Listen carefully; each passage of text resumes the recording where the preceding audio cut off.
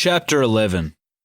Samantha's place is massive. The front door is wide open and people are spilling out onto the street. Blackjack and I walk through the front gate, past a guy leaning on the front fence and munting on the footpath. A group of hipsters are sitting in Samantha's front yard, smoking bongs, and a couple are making out on the porch. Inside there are people everywhere, in every room of the house, and packed into the backyard.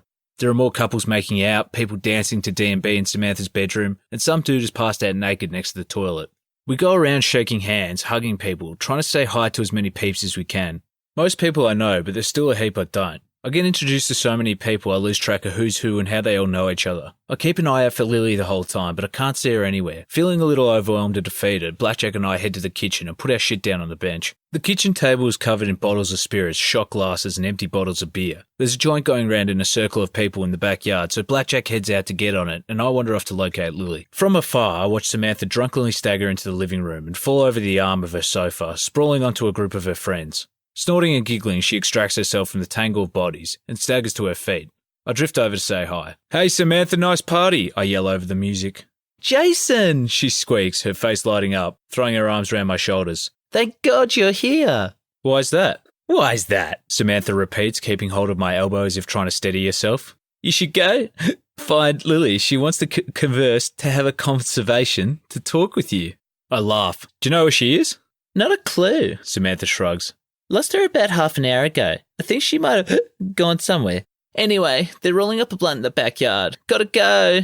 Samantha kisses me on the cheek and staggers off in the direction of the backyard. I decide to take a tour of the house in the hope of finding Lily. I start with Samantha's bedroom, which is at the front of the house, and has been decked out like a dance floor. Samantha's bed is gone and everything else has been packed away into the cupboards or hidden away, and there's a strobe in the top right corner of the room. There are only a few people in there, and Lily isn't one of them, so I continue searching the rest of the house. She's not in the study of the master bedroom, or even in the living room with the rest of the partygoers. After a while I realise there's a second floor, so I climb the stairs in hoping I'll find her up there. The upstairs area isn't huge, at least not compared to the rest of the house. Just 2 bedrooms and a toilet. The first bedroom has about 5 people in it, all of whom I know, so I chill in there for a bit. The bathroom is empty and the second bedroom is locked. I head downstairs disappointed. Lily must have left early because I can't find her anywhere, and everyone I ask doesn't know where she is either. I can't understand why she went to an effort to make me come, but has already left. I decide to make the most of the night and drown my sorrows. I grab some goon and half a bottle of vodka from the bench and head out into the backyard. It's chock full of people. A huge circle of chairs surrounds a small fire. A guy wearing a dress is asleep under one of the chairs, and everyone who's still conscious is either making out or having wasted conversations with each other. I sit down in a spare seat next to Blackjack.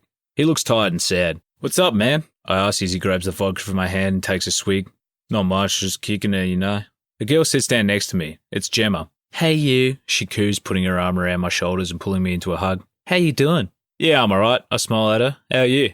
"Great," she beams. "I'm having so much fun. Samantha throws great parties, don't you think?" "Yeah, it's pretty mad." Blackjack leans towards Gemma. "What's up, Gem?" "Hey," Gemma says with a smile. "You look like you're having fun." "Yeah," slurs Blackjack, trying not to fall off his seat. "I'm a little drunk, I think." "Just a little?" "More than a little," I cut in. "As in I'm going to have to wheel him home in a shopping trolley, as I doubt very much his legs are still working." "Nah, man," Blackjack dismisses me, leaning back. "I'm fine." Violently he jerks forward and munts on the ground. "Fuck," I say with a laugh. "Are you alright, man?" Blackjack coughs and splutters and spits on the ground, trying to rid his body of the litres of liquid poison he's consumed. He puts his hand on his mouth, attempting to hold back the volcano of mutt, and gives me the thumbs up. "Come on," I say, grabbing his arm and putting it around my shoulder. "Come on inside and lie down for a bit." I stagger inside with Blackjack's dead weight on my shoulder and Gemma supporting him from the other side. I settle him on the couch in the living room while Gemma goes off to fetch him a bucket to throw up in. We spend the next 15 minutes settling Blackjack and making sure he has water before he tells us he's fine and just needs to sleep it off. Blackjack munting and passing out makes me think it might be a good idea for me to sober up a little too. Gemma and I stand at the kitchen sink, talking and laughing, splashing each other with water. She's cool, this Gemma girl is. Cute in an innocent kind of way. Maybe in another life I would have asked her out, but unfortunately, this is the only one I have. And in this life, I have eyes for another girl. There's a commotion at the front door and a group of girls saunters in, carrying 4 packs of Woodstock and a bottle of Smirnoff. They head into the kitchen. "Jason?" I turn around, my heart skips a beat. "Lily?" My spirits instantly lift. "Hey, how are you? Where have you been?" Lily walks over to me and wraps her arms around me. "We went out to get more drinks. How long have you been here for?" "About half an hour." "God," Lily muses. "We must have left just before you arrived." "Yeah, I came with Blackjack. He's already munted and passed out on the couch." "Nice," Lily grins. "Where is he? Will he be okay?" "He's in the living room. He'll be fine." "Well, I'll say hi to him later," Lily promises. "When he's awake." A surge of energy hits me as I rejoin the festivities with a newfound enthusiasm. Now that Lily has arrived, perhaps the night won't be such a waste of time after all. Lily and I, tailed closely by Gemma, go into the living room for some vodka shots. We muck around in there for a while, causing minor havoc. People stream into Samantha's bedroom from various sections of the house to have a dance, so the three of us decide to join them. There's not a huge amount of space, but at least 20 people are crammed in there, bopping around to the music beneath the strobe lighting. We start dancing, nothing special, but in our drunken state no one cares. I'm doing my best to look cool, which is usually a long stretch for me. Lily and Gemma are dancing along with me, performing moves like they think they're Rihanna.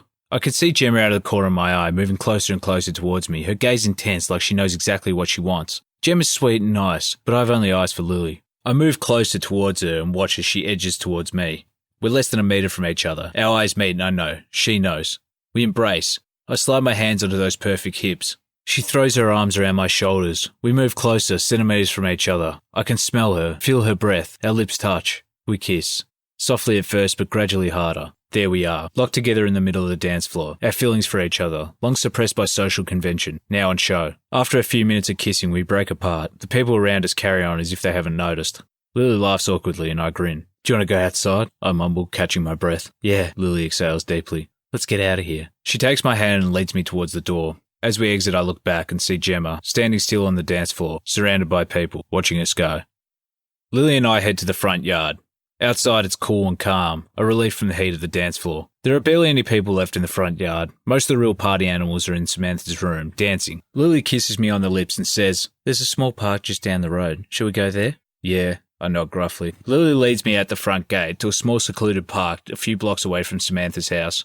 We walk over to a bench and sit down. Lily relaxes back, resting her head on my lap. I stroke her hair, kissing her softly on the lips. "So," she asks, raising her eyebrows. "So," I reply, grinning. "What's going on?"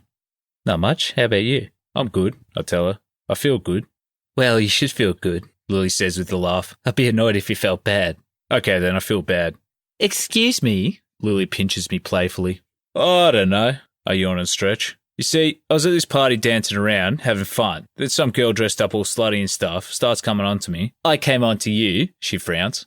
"Of course you did. You couldn't resist my sparkling blue eyes and 100-watt smile." "Your eyes aren't that sparkly." "I'm pretty sure they are. They're like 99.95% sparkly." "Really? I'd say more like 25% sparkle." 25%? There's got to be at least 50% sparkle in there. "Okay, whatever you say." "I do say." "Good for you." "Anyway," I continue, "I was at this party and this silly girl..." 25%, 30% sparkle at best," Lily cuts in.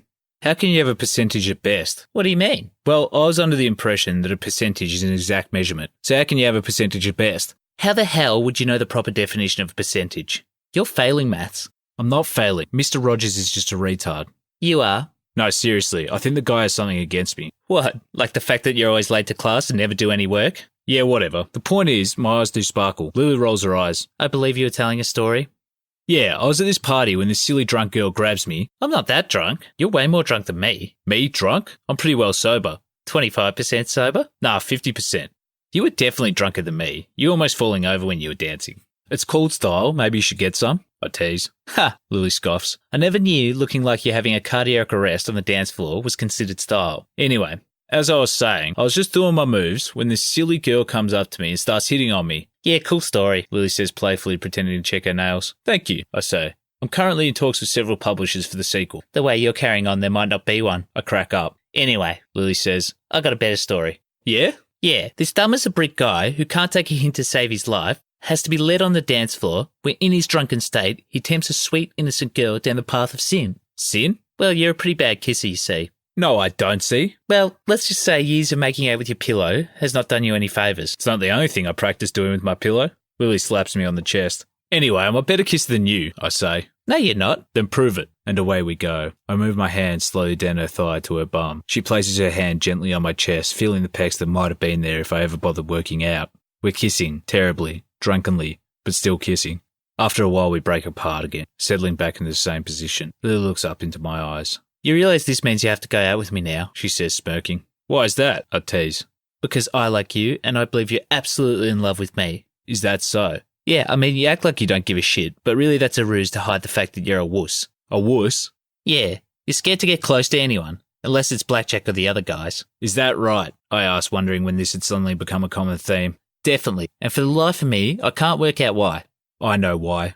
but I'm sure as hell not going to tell Lily right now. It's because the last person I loved, the last person I was truly close to, left me alone in this world with my younger sister Sarah to look after, and an alcoholic excuse for a father.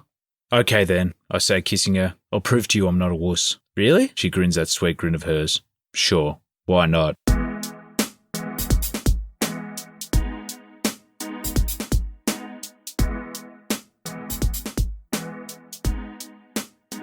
If you're enjoying this book, please take the time to like, comment, share, and follow. This helps me, the author, considerably, and means I can keep producing content for free forever. Thank you, and have an awesome day.